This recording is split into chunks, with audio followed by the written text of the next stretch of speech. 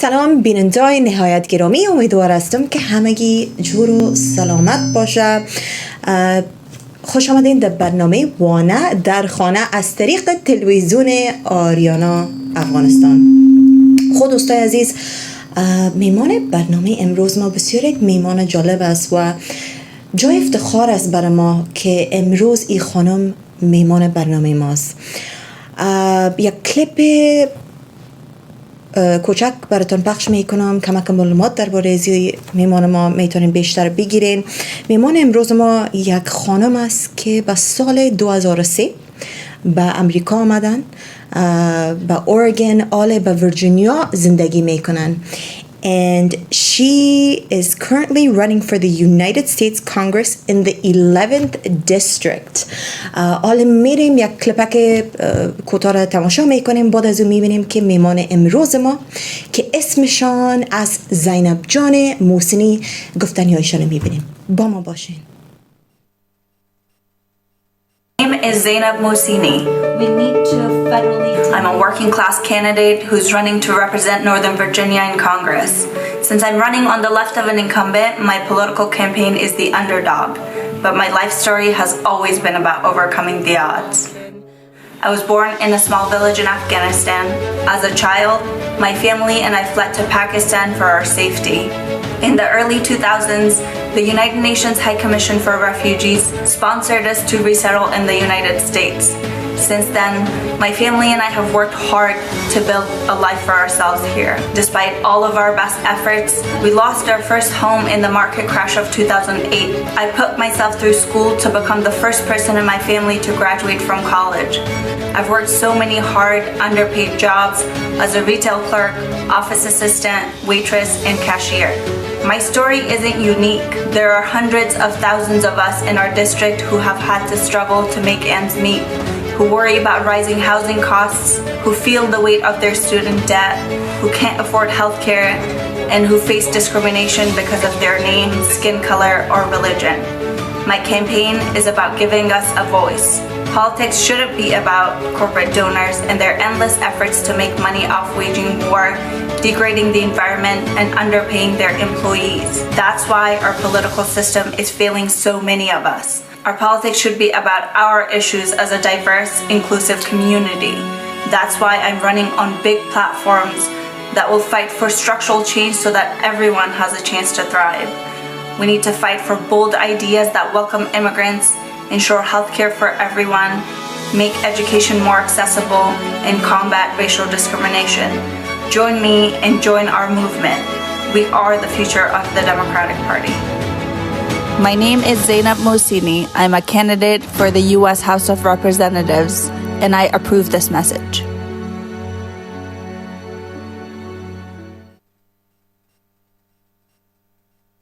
خوش آمدین زینب جان. Welcome to وانا در خانه. Tashakkur, Wana John. Thank you so much for having me. I really appreciate this opportunity. Thank you Zainab John. It's a pleasure to have you on the show. مثل که به شروع برنامه گفتم جای افتخار است برای ما. I'm so proud of you. That's amazing that you're running for Congress as an Afghan woman. Can you tell us a little bit about yourself? Sure. Well, thank you so much. I really appreciate the encouragement. As you said, and people saw in the clip, I was born in Afghanistan in the Ghor province, and my family, like many Afghans, fled to Pakistan for safety. And we lived there as undocumented, and I believe that was the experience of a lot of Afghans who were living there. So we were like undocumented immigrants there, not a lot of job opportunities, not a lot of educational opportunities. So in 2003, my family was sponsored through the United Nations High Commission for Refugees to resettle in the U.S. So we were placed in Beaverton, Oregon. It's in the suburbs of Portland. And we were there for 3 years. And then in 2006, my mom decided to move to Northern Virginia, where I currently live, because she had some family members living here. And in terms of becoming like politically active, like many working class people, like many immigrants who don't have a lot of family talks about politics. I wasn't very politically active until 2015, when I graduated college and accrued about $50 $60,000 in student loan debt, which in turn caused me to go into depression, and I couldn't find a job and didn't have access to mental health care because I didn't have a job because your health insurance connected to your job. So that really kind of made me realize that, this is not okay. I'm a working class person, and in this society where in order for you to have a little bit of social economic mobility, a college degree is pretty essential. Yes. So I started, I moved back to Portland, Oregon for 2 terms of AmeriCorps service. So my whole goal was I was going to go there and I was going to save every little girl like myself to not accrue this much debt. And that's when I became more politically active, kind of educated myself, did a lot of research, started being parts of circles where people were really politically active, but their main focus was social and racial justice. So it kind of made me realize and kind of opened my eyes to this how much of our policies and how much of our political system impacts our everyday life. And so much focus goes into our presidential elections, but lawmakers tend to be people who represent us in Congress. So I started becoming more politically active and have been a canvasser for the last 2 election cycles. Virginia has elections every year. In terms of local and state politics, and then congressional politics, with every fourth year being presidential. So I've did a lot of research and did a lot of research about the incumbent. Found out he's not a very active person. He kind of lays low and doesn't really ruffle the feathers, and doesn't support a lot of the policy issues that would impact the lives of working class people, which I belong to. In terms of like Medicare for all is something he doesn't support. He doesn't support free public colleges and universities, and has taken money from ICE contractors, and has a huge personal investment in the defense industry, defense contracting industry. And he sits on the Foreign Affairs Committee. And he's never had a primary challenger. He's been in office for 12 years and has become a millionaire since he's been in office. And when I was kind of gauging to see if there were people who were thinking about challenging him and things like that, but there weren't any people. A lot of people. I was just so incredibly surprised that nobody was going. Mm-hmm. So I decided I wanted to put my hat in the ring. Good for you. Good for you, Zainab John. Did you ever, as an Afghan woman, did you ever see yourself joining American politics? No, not at all. I think that so many, and I don't want to obviously generalize and speak to everybody's experience. I think that immigrants typically, and nuance specifically based on my experience and other immigrants that I know, we tend to keep our heads down, try to survive.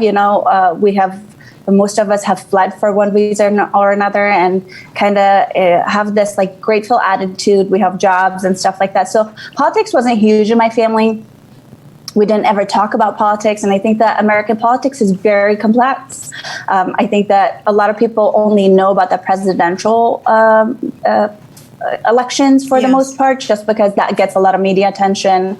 That gets a lot of like voices raised about it. But there's so many other parts of politics that make such a huge impact directly on our lives, but we're not that involved because there are no systems in place for us to understand. So you have to do your own research. You have to do kind of take time out of your day to be able to learn about these things. And it's just messy, and a lot of people don't get involved. And my family was just like one of those people who didn't really know. And like I said, even myself, I voted in the presidential elections because I was a person who was like receiving Pell Grant for college. And I remember waking my brother up and being like, if you don't vote for Obama, we won't be able to go to school. So kind of like having these specific things that I was like, oh, this impacts my life so directly that I have to go out and vote. And then come to find out that it's just so many layers to American politics. So no, I really didn't have like this plan of like, I'm going to go into politics and I'm going to change things. And I think that I joke about this a lot, and part of this is very serious about that. A lot of people who like plan their lives about running for office typically tend to be all white men, like people who come from these privileged backgrounds, and they their family is politically involved, and they're donors, and they're these people who know so much about politics, and they groom their kids to go. And that's why the political system doesn't work for everybody, because they're people who care about their own profits, and they care about their power, and don't really advocate for the majority of the American people, which is the working class. Zainab John, how do you identify as a Democrat? Oh, so I'm a democratic socialist. Okay. I identify as a democratic socialist, and a lot of my policy platform is very parallel to what Bernie Sanders advocates for. And so a lot of my inspiration has come from people who are democratic socialist leaning. So I identify as a progressive Democrat. If elected, what will your top 3 priorities be? Wow. So I think that many, because I think I'm very cognizant of the intersectionality of all issues. I think that you can't work on one issue without addressing the other issues that connect with it. So I think my top priorities are to advocate for Medicare for all, which I think that especially after COVID-19 or during COVID-19, it's very important. We have realized that it is the working class, it's the poor who are impacted the most. And these are people who are either uninsured or underinsured. And your worth as a human being and your health as your human right shouldn't be attached to your productivity level. It shouldn't be attached to your job. So advocating and caucusing for Medicare for all would be one of the priorities. I think that educational equity, there are so many young people, not just in this district that I'm running in, but across the country who are, the collective student loan debt is like in trillions of dollars. And I think that when we as a society put this like condition for people to, have higher paying jobs, for people to be able to, like I said, have more social economic mobility, then we have to facilitate that. And I'm gonna work to get free public colleges and universities, student loan debt forgiveness, and have a free universal pre-K be a part of our public education system, because I think that it also intersects in terms of racial justice and gender equity, because it's like the working class single parents who aren't able to go back to work or have like social economic mobility because they have to either pay for childcare or stay at home and take care of their children. And then immigrant justice. I find the immigrant rights issue to be a human rights issue, and also very personal to me because I'm a refugee from Afghanistan. To be so essential. I think that, the U.S. is a country of immigrants, and I think that we wage so many wars in so many other countries, and it's unethical and inhumane for us to not have a stronger refugee resettlement program. I think that this caging of the children is going to go down in as one of the worst events of history. We're going to be that country who's going to be remembered in history, that we were the people, we were the society that allowed to have human beings be caged at our border, despite the fact that we're so resourceful and have so many resources, and we're just so incredibly wealthy as a nation. So those are just some of the top priorities. And like the Green New Deal, we're gonna die. Yeah. We have to take care of the climate catastrophe that's inevitable, and it's gonna happen. And I think that people need to work at a more rapid pace to try to get ahead of it. We only have about 10 years to curb this. So those are some of the top priorities. That's great, Zainab John. That's wonderful. What do you want to embody as a leader? Oof. I think that to me, I think that one thing that I have found to be like so essential to be a good leader, I think, is just especially in the political realm, is lived experiences. I think we have so many politicians and so many quote unquote leaders who have no idea what it feels like to be a working class person, who has no idea what it feels like to live paycheck to paycheck, who has no idea what it means to not be able to afford your insulin. And there's this disconnect and there's this detachment. And I think that that needs to be represented in the decision making, and especially in the policy making tables, which often aren't. Even within the Democratic Party, we don't have a lot of people who are looking out for people. And I think that empathy, just like not, you don't have to live those experiences for you to be empathic to those issues. So I think that having some sort of lived experience as a regular person and being empathic is, to me, is very important. It's something that I try to embody, try to understand other people and their issues, even if I disagree with them, even if I cannot comprehend them as a person. Okay. As a woman wanting to be a leader, what are the biggest challenges, the biggest barriers you have faced so far in your professional career? My goodness, do you have time? Yes. Well, tell us, tell us one that you feel like a lot of women face today and how you got through it.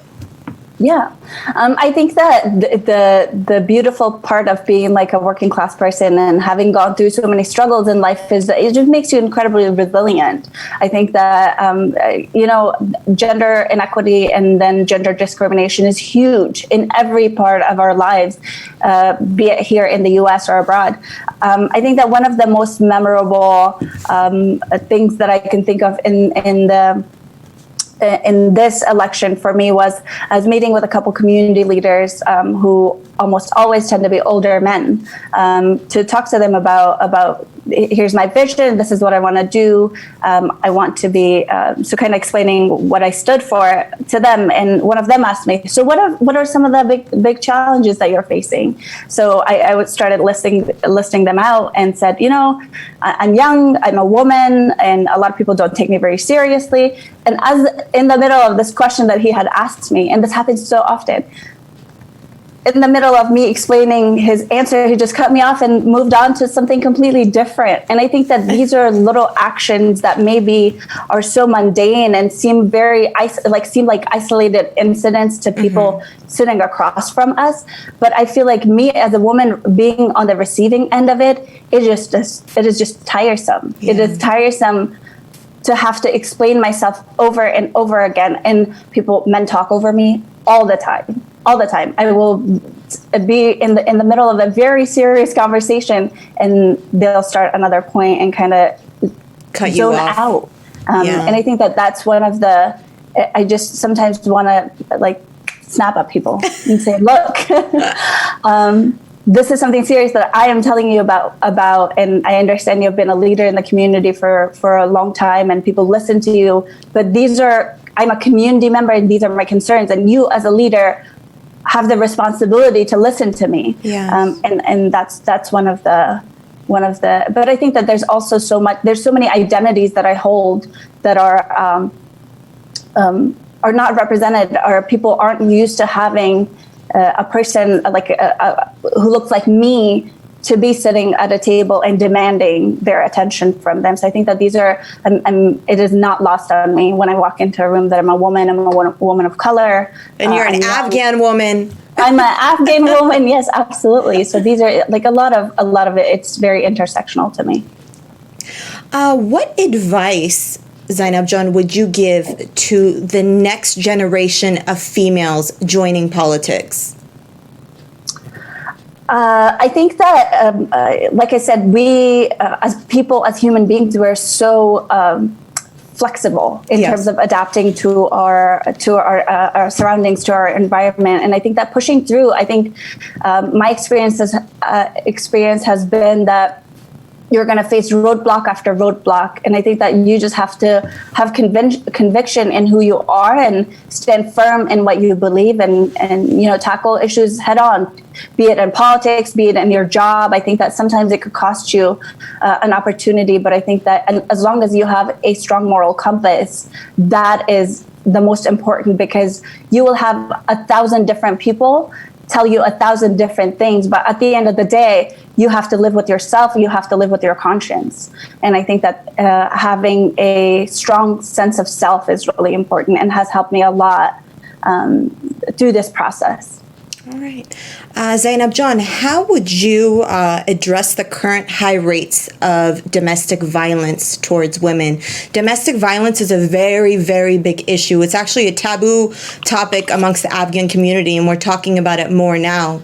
How would you address this issue? I completely agree with you, Wana John, that it is such a prevalent issue in our culture, and from my experience, obviously not equating being Afghan to being domestic abusers, but my experience, like, I know so many people who are facing domestic abuse but aren't able to go to people because of the stigma that's attached to it. This a culture of victim blaming. It's a culture of type of thing, which I think that at the end of the day it perpetuates, and often it's unfortunately other women or other people who should be against working with you. Who should be working with you to kind of curb this prevalent issue are the people who encourage you to brush it under the rug, which is a culture of, and I think that we need to, first of all, take the stigma away. I grew up in a domestically abusive household. I talk about it very openly. I talk about being a victim of sexual abuse as a child. And I think that just having people who are leaders elevate the voices of people who've been victims. And it is not, the onus is not on the people who are being abused. It is not our job to have to raise our voice and risk relationships to raise our voice to get this issue out in the open, because it exists in so many households here in the US. I think often when we think of domestic abuse, we're like, oh, it must have happened a long time ago. It happens now. Yeah. And I think it's something our leaders, be it in any industry, need to come together and kind of take the stigma away from talking about it. And I understand that for a lot of victims, it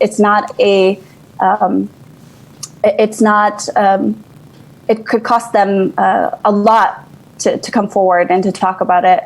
And I think that one of the things that I remember, especially when we first moved here to the US, was like, America has this culture of calling 911 about everything. Mm-hmm. But I think that if your humanity is being crushed, if you're being abused in your house, where are you supposed to go? Yeah. So I think that there should be, you're supposed, get the help that you need. And I think that I'm very cognizant that it costs a lot, especially for the victims. I think that a lot of times people get disowned. A lot of times people are threatened with people threaten to kill them. A lot of times family members don't talk to them anymore. So I think that it's our job as leaders to have this very open, hard conversation that is way overdue.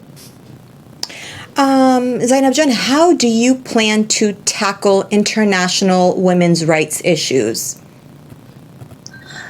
I think that one thing that I think is prevalent. So I think that there's this sense that somehow in the U.S. women have like equitable rights, which is not true. I think that gender inequity looks different in the U.S. than it does to the rest of the world, but it still exists here, right?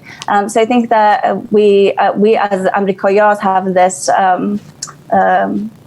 this pride about like, oh, not us, the type of deal, when we know for a fact that white women make 73 cents to every dollar that a white man makes, and it trickles down for people of color, right?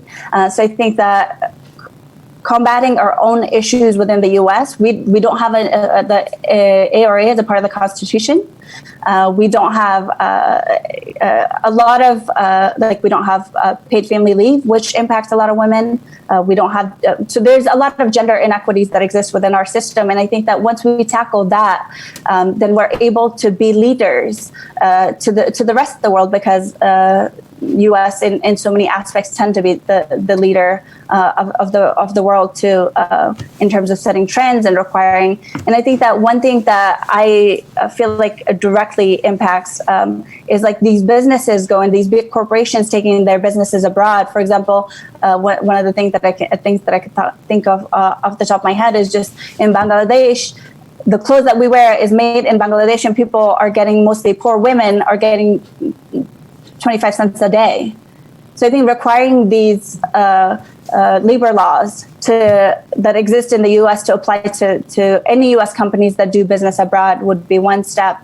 There are a lot of people who are have nonprofits, who have NGOs that are supposed to be helping these quote unquote third world countries, especially the women. But then I'm going to say an example of Afghanistan, because a lot of my research is from that you see these nonprofits who are supposed to be helping Afghan women, but then on the board of directors, there's like no Afghan women. Mm-hmm. So I think that the savior mentality needs to be dismembered, and we need to have more representation of Afghan women, because like Afghan women are resilient, brave people. Like they have survived the harshest of conditions, and they can advocate for themselves. They just don't have the resources. So I think that instead of us going with the savior mentality, we need to give them the resources for them to be able to combat the gender inequities that exist within Afghanistan.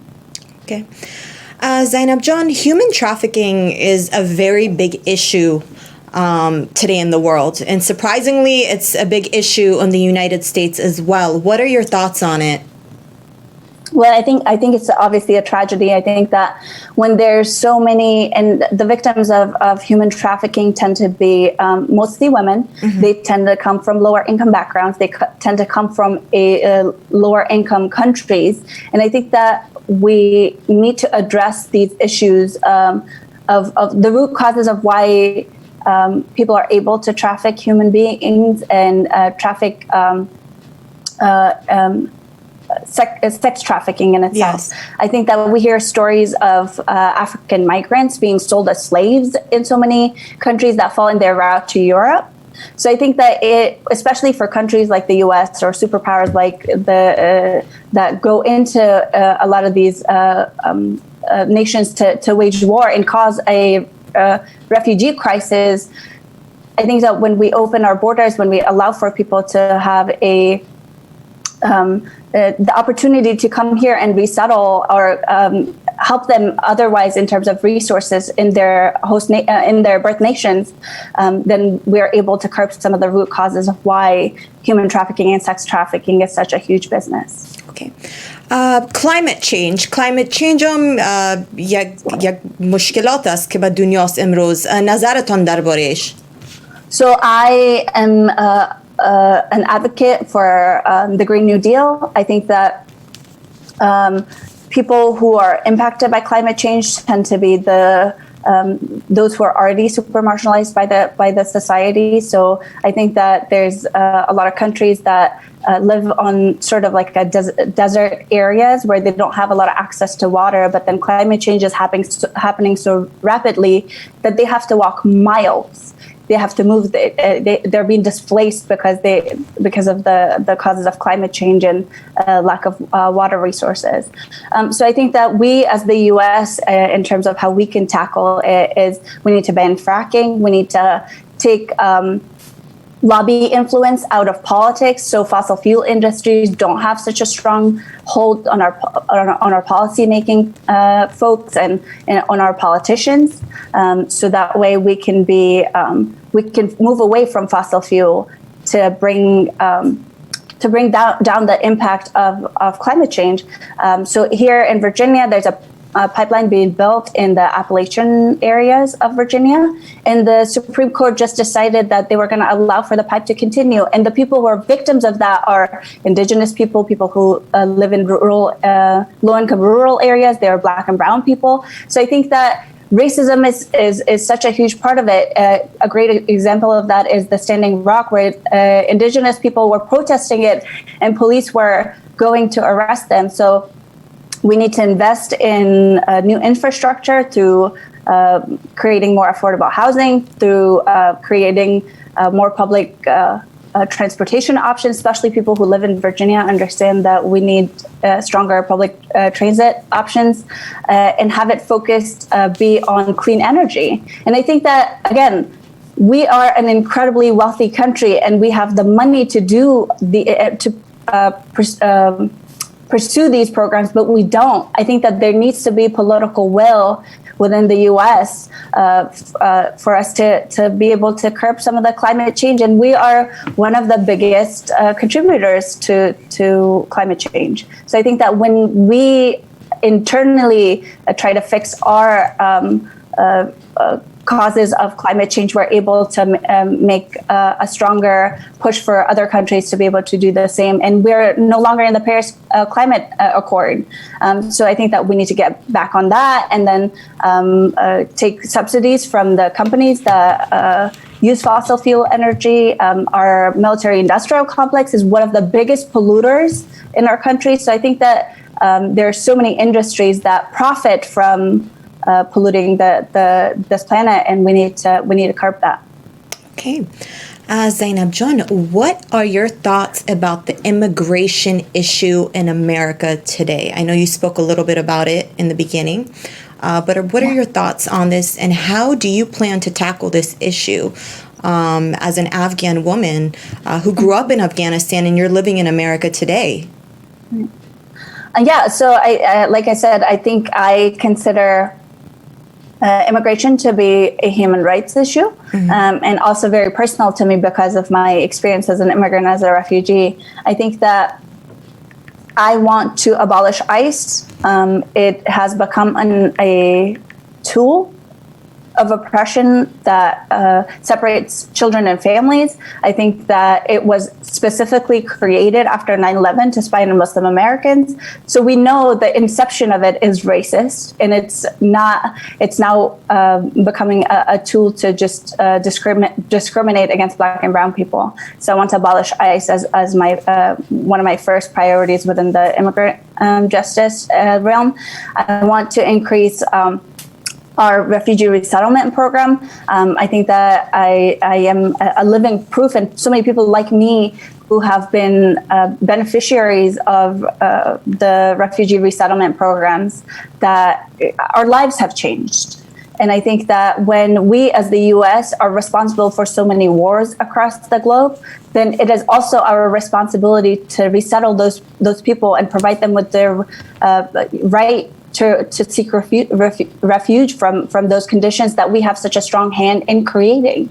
And I want to create a pathway to citizenship to citizenship for people who are undocumented, who are temporary status, and the dreamers, the documented people. I think that we are a country of vast resource. And I think that we have capabilities to be able to be a leader in our approach, in a human rights-centered approach to immigration. And I think that we just need the political will and the political power to implement these programs. Zainab John, have you ever been judged for your racial ethnicity? Absolutely. So, I think that there's so many instances where it happens. Sometimes it's an experience that you don't have sort of the vocabulary to describe. One of the examples that I could think of is when I was done with my AmeriCorps service for 2 years, I moved back to Northern Virginia and started applying for jobs. I moved back in September of 2019, and I found a job in March of 2020. And I applied to 74 different places. Out of the 74, 3 or 4 places got back to me. Three of them, I think, got back to me after I had changed my name on my resume from Zainab to Zoe. And my current job that I hold, I got hired as Zoe. So I think that there are these subtleties that maybe we're not that are not so apparent for us, that exist within like when it comes to opportunities of like job opportunities, healthcare and education. And I think that in terms of like discrimination, you would not believe the amount of emails that I get every day that says, go back to where you came from. And I've had people shout at me. And so, I mean, like, I think that Black and brown people understand a lot of the racism that exists in this country. And we experience it quite often. There are a lot of people offended by cultural appreciation. What are your thoughts on that? Culture. I'm not understanding what cultural appreciation. Well, as someone, as a leader, as a woman, as a leader running for Congress, what are your thoughts on cultural appreciation? I think that we're a country of diversity in the U.S. I think that we should have appreciation for each other's cultures. I think that one way people go about it is just not recognizing our differences, but I think there's so much strength in our differences. And I think that not recognizing a difference isn't the same as not being discriminatory. We can have differences and still be a coalition, like work in coalition and be function as a strong, diverse society. I think that a diversity of perspective can make us a strong, and has made us a strong nation. It can make us a strong society. I think that I obviously have so much appreciation for different cultures, so much appreciation for diversity, and be it within certain groups or among us. Zainab John, I have a question for you. What are you looking for in a presidential nominee? Woof.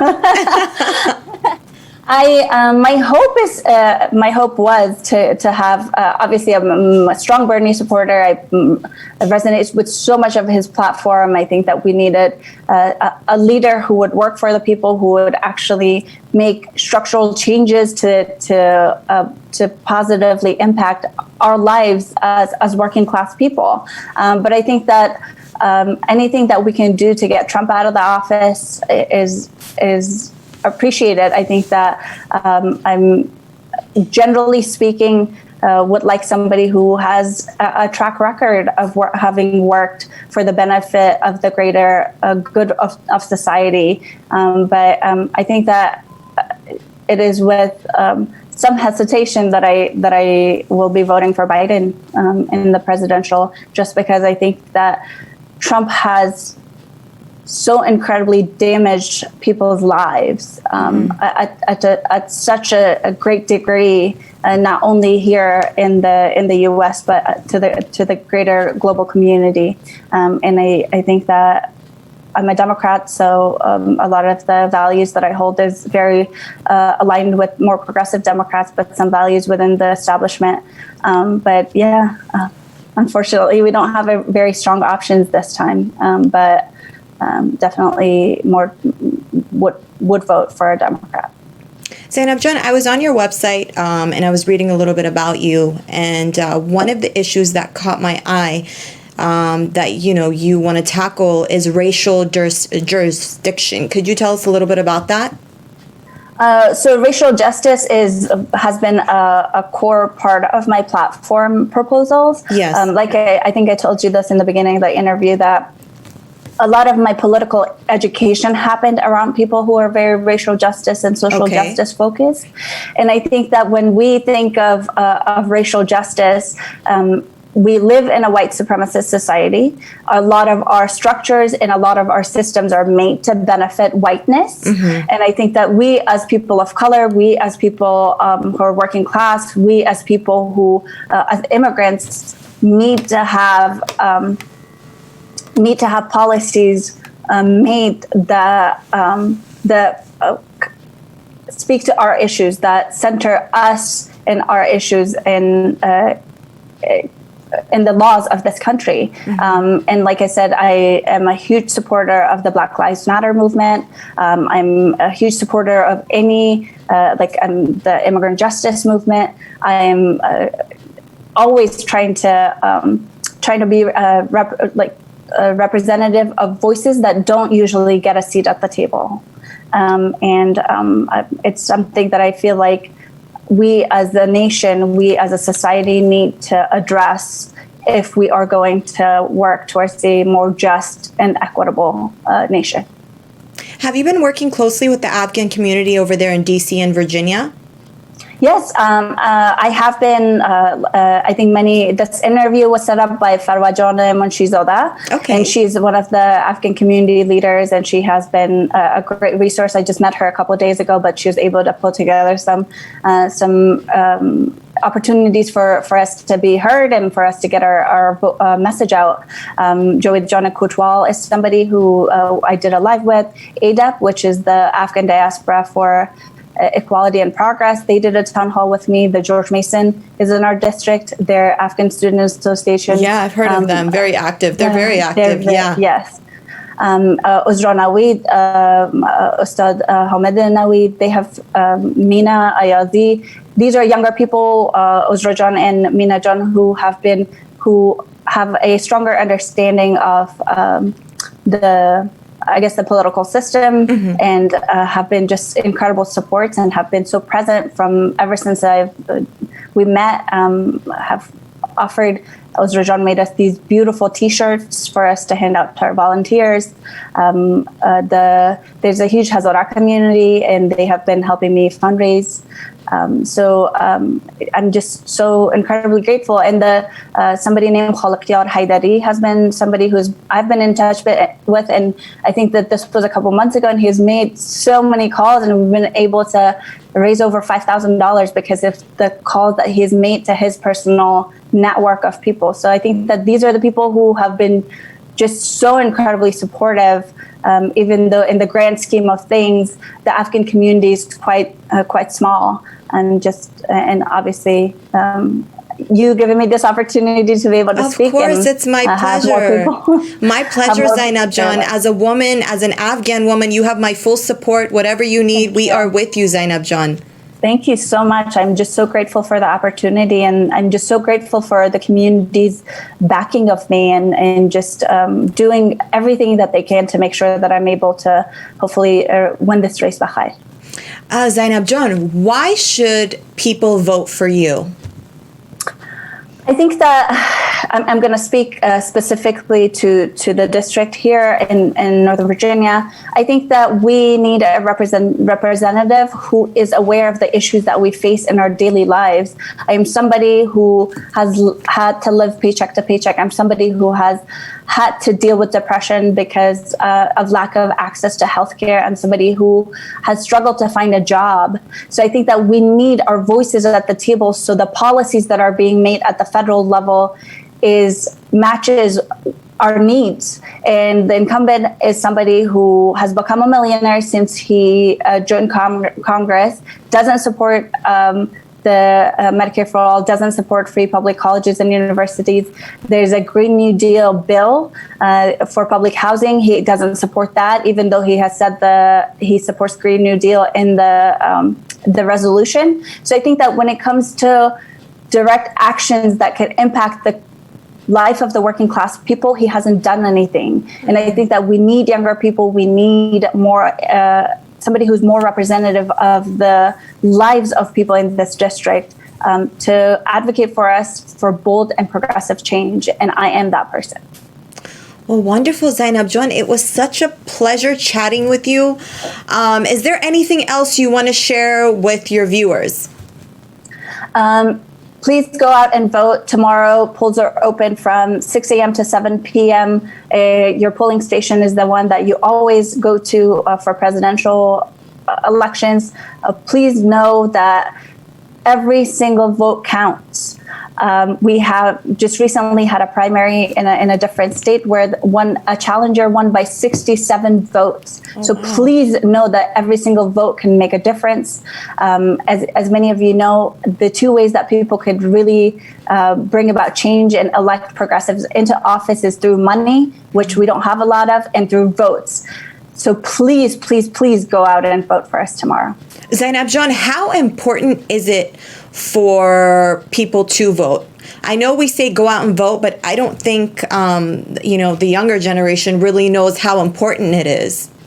It is so incredibly important because every law that is being passed right now, every policy that is being proposed right now will have decades of effect. And the people who fall in the path of those effects are us young people. So if you want a better future, if you want to see changes because the status quo is not working for you, your vote is your way to have your voice heard. زینب جان، اگر کس بخواه که به تماس شوکت شما، از طریق کجا میتونن شما رو پیدا کنن؟ میتونن که we have a website, zainabmusini.com. We have a contact page, so please reach out. We have a team of people who answered any questions that you might have. I'm on Facebook at Zainab for Congress and Instagram Zainab for Congress. I'm on Twitter at Zainab Musini. So please reach out if you have feedback, if you have questions. Please reach out to us and let us know if we can be helpful in any way to help you get to your polling station. Please let us know. Once again, Zainab Musini for Congress. Don't forget the name. Make sure and go out to vote. Thank you, Zainab John. Thank you so much again. It was a pleasure having you on the show. Thank you so much. I really appreciate you, Wana John. I hope that you have an amazing day. Thank you, Zainab John Khan. Salam بگو فامیل محترمه. Alaikum salam. Thank you. خداحافظ Zainab John. Really جای افتخار است که ما اینطور جوانا داریم با جامعه خود امروز. اگر میتونین برین رایتان بتین. She is running for US Congress 2020.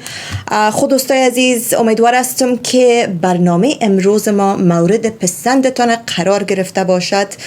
بازم تشکر از ایمیل های همگی، از تشویقتان. امیدوار هستم که هفته خوش و آرام داشته باشین دوستای عزیز. این هفته یک برنامه دیگه داریم که آقای صدرالدین. حتما برنامه رو تماشا کنین و اگر میخواین برنامه ما رو تکراریاش ببینین، میتونین از طریق یوتیوب چینل ما برنامه رو تماشا کنین، The Wana Show، و حتما سابسکرایب کنین به یوتیوب چینل خود تلویزیون آریانا افغانستان که نام یوتیوب چینل ما است نبیل مسکینیار. روز شب خوش برای همگی میخوایم. خداحافظ.